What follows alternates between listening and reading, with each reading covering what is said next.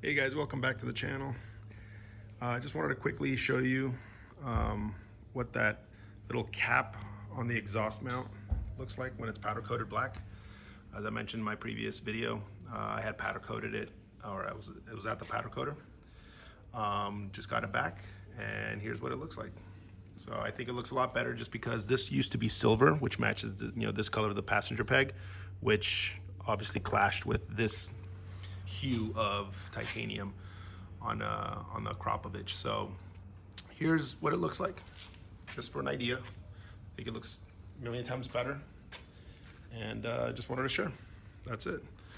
There she is. Oh, and a couple of you asked me about reflectors. I did remove the reflectors on the forks, as well on the back license plates around here. So I'm not a big fan of reflectors.